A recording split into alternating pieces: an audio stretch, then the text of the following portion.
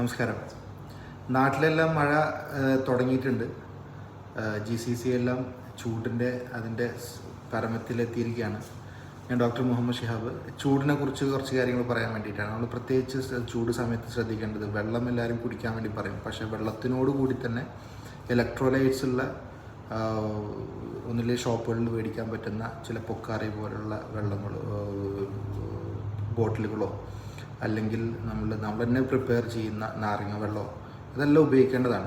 നമ്മൾ വെറും വെള്ളം മാത്രം കുടിച്ചുകൊണ്ട് ചിലപ്പോൾ അതിൻ്റെ ആ ഹീറ്റ് സ്ട്രോക്കിനെ നമുക്ക് ഓവർകം ചെയ്യാൻ ചിലപ്പോൾ പറ്റണമെന്നില്ല.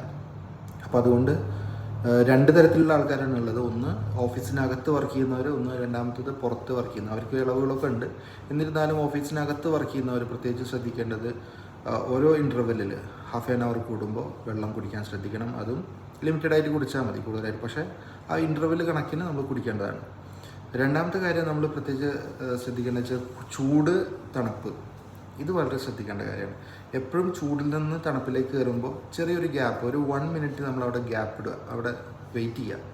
ഒരു 1 മിനിറ്റ് നമ്മൾ വെയിറ്റ് ചെയ്തതിന് ശേഷം മാത്രമേ കൂളിലേക്ക് കയറാൻ പാടുള്ളൂ. കൂൾ എന്ന് പറഞ്ഞു കഴിഞ്ഞാൽ ചില റൂമുകളോ അല്ലെങ്കിൽ ചില ഓഫീസുകൾ വെരി കൂളായിട്ടുള്ള നേച്ചറുള്ള ഓഫീസുകളുണ്ടാവും. അപ്പോൾ ശ്രദ്ധിക്കേണ്ടത് ആ ഒരു ഗ്യാപ്പ് മെയിൻറ്റെയിൻ ചെയ്യണം നിർബന്ധമായിട്ടും. ഓക്കെ, ഇല്ലെങ്കിൽ കൂടുതൽ ആൾക്കാരെയും നമുക്ക് കണ്ടിട്ടുള്ളത് കണ്ണിനാണ് കൂടുതൽ എഫക്റ്റ് ചെയ്യുന്നത് കാണുന്നത്. കണ്ണിന് സ്ട്രെയിൻ വരിക, അതുപോലെ തന്നെ കണ്ണിൽ റെഡിഷ് കളറേഷൻ വരിക. അപ്പം അതുകൊണ്ട് കൂൾ ടു ഹോട്ടിലേക്ക് പോകുമ്പോൾ നമ്മൾ ഈ ഒരു കാര്യം മനസ്സിൽ വെക്കേണ്ടതാണ്.